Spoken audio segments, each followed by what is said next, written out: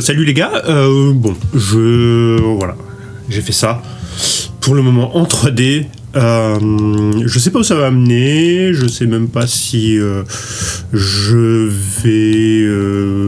vais la faire réellement. Pour le moment, le châssis est bien avancé, on va dire. Voilà.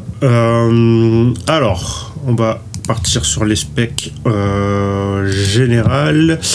Donc ça c'est le fichier qui contient toutes les pièces du châssis. Donc en gros le châssis, comme je le disais dans une précédente vidéo, c'est un pancart en taille M châssis. Le différentiel que je continue à travailler, donc différentiel à billes, module 32. Pourquoi module 32? Eh ben parce que c'est plus facile à imprimer qu'un module 64 ou moins. C'est même pas que c'est plus facile, c'est que en vrai 48 et 64 je peux pas vraiment les imprimer en 3D. Il faudrait que je mette une micro buse et ça prendrait la nuit des temps quoi. Bref, donc le diff en soi il ressemble à ça. Je vous fais une petite vue en coupe parce que c'est classe. Donc là, en gros, vous avez les billes, c'est des billes de 4 mm, il y en a 9 sur la couronne. Là, on a un roulement 5, 10, 4, en tout il y en aura 3 dans ces logements-là. Aussi, il y en aura, je les ai juste pas mis. Là, on a un petit tube d'alu qui permet de centrer le côté droit et le côté gauche. Une vis de 4 mm au milieu, des butées à billes 494 et des rondelles Belleville. Voilà. Je ne sais absolument pas si ça va fonctionner. Hein. Voilà. Là, je suis comme vous. Je suis très dubitative et je pars du principe que ça ne marchera pas. Donc le différentiel, c'est bien la première chose que je vais imprimer pour voir si ça tient.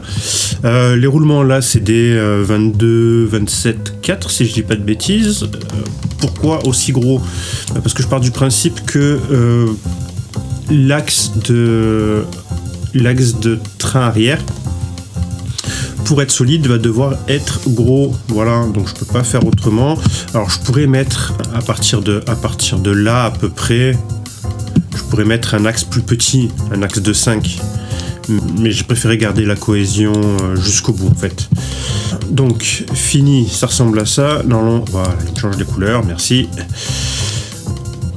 Donc le moteur, c'est pas moi qui l'ai modélisé, hein. Je l'ai récupéré dans les fichiers publics de Unshape. Et ceci dit, je pense que je partirai effectivement ce coup-ci vraiment sur un moteur brushed. Je me vois pas mettre un moteur brushless dans un M châssis pancart. Voilà. Ouais, bien sûr. Le train avant. Bon bah le train avant pour le moment, il est tout simple. Alors il n'y a pas de suspension. Hein. Je vais plutôt jouer sur la flexibilité des matériaux. C'est prévu pour être en nylon et ça fait 4 mm d'épaisseur. Je jouerai sûrement sur l'épaisseur à ce niveau-là, si je dois assouplir pour gagner en flex, quoi. Pareil, en haut, je jouerai sur l'épaisseur qui est là. Les fusées, c'est prévu pour du 5, 10, 4. Les roulements, pour information, je suis très débutante en pancart. Donc en fait j'y comprends rien, qu'on soit bien d'accord. Pour moi c'est des châssis un peu what the fuck, je sais pas comment ça fonctionne. Voilà. Donc le châssis monté, alors on a un petit espace ici pour le moment, je sais pas ce que je vais en faire, si j'épaissis, si je mets des joints, je vais devoir faire disparaître ça, ce chanfrein là, parce qu'il sert à rien. J'ai pas trouvé non plus de façon d'accrocher la batterie encore. Je pense que je vais faire de cette platine supérieure là, je pense que je vais faire des pièces qui partent et qui accrochent la batterie sur les côtés, quoi, tout bêtement. Sachant que là c'est une shorty que j'ai modélisée, mais elle est compatible avec les non-shorty. Bon, ce serait un peu con, on est d'accord, mais c'est possible de mettre une batterie longue du coup. Donc là, il y a des billettes qui n'en sont pas. J'en mettrai peut-être si j'en trouve à la bonne taille, mais voilà. Le but, c'est qu'on joue sur la flexibilité de la biellette et du pod arrière. Donc amortisseur 55 mm, donc c'est ce qu'on trouve chez Tamiya, sur les TT02 typiquement. Les supports de carrosserie sont là. Je mettrai peut-être un renfort à l'arrière entre les deux plaques. Voilà, bon, j'ai à peu près fait le tour. Le cerveau, c'est un cerveau standard. J'ai prévu la tâche pour pouvoir mettre du cerveau 1/12e si on le souhaite. En noir, c'est les pièces qui sont sûres d'être en nylon, et en orange, c'est les pièces qui seront en PETG. Mais voilà, il se peut que je passe des pièces PETG sur le plan en nylon, en fonction de mes besoins. Typiquement, j'ai peut-être pas besoin, celle-ci, de la mettre en nylon. Je peux la faire en PETG parce qu'il n'y a pas de chaleur qui va venir la déformer. Alors que celle-ci, je suis obligé de la faire en nylon parce que le moteur va chauffer. Pour information, le nylon, ça résiste aux alentours des 150 degrés. Donc c'est chiant à imprimer parce qu'il faut monter à 260, 270 pour le fondre. Par contre, ça vous permet de faire des supports de moteur qui résistent à la chaleur d'un moteur, quoi. Bon, sinon de partout ce sera des têtes fraisées. Là j'ai pas représenté les fraisures sur les trous, mais il faut que j'enlève ce chanfrein là. C'est joli mais c'est inutile. Là c'est pareil, j'ai pas représenté les fraisures, il va falloir que je le fasse. Là aussi c'est pareil, fraisage, pardon, on dit pas fraisure, on dit fraisage.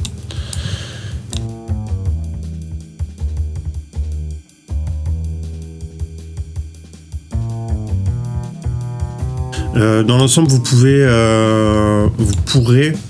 parce que du coup il va être gratuit aussi sur internet, hein, ce châssis, vous pourrez faire découper votre plaque dans du carbone. Ce sera possible. Ce sera même peut-être sympa de le faire. De faire 2-3 pièces carbone, genre ça, le pod évidemment, encore que le pod, avoir à le faire en 2 pièces, ça pourrait être pas con. Garder la partie en nylon au milieu souple. Ça peut être fait en carbone. Ça peut être fait en carbone. Ça et ça aussi. Après, si vous êtes en mode usinage, autant usiner ça en alu et usiner ça en alu. Voilà. Ça, je pense que c'est bien que ça reste en nylon ou en PETG. Les triangles évidemment doivent rester en nylon. Je vous tiens au jus si je l'imprime. J'ai commandé les pièces pour le différentiel, donc je vais voir si le différentiel fonctionne.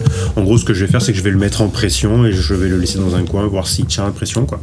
Tout simplement. Si je vois qu'il tient la pression, j'imprimerai le pod et je ferai une séance de rodage entre guillemets pour voir si ça fonctionne. Voilà. Je crois que j'ai fait à peu près le tour.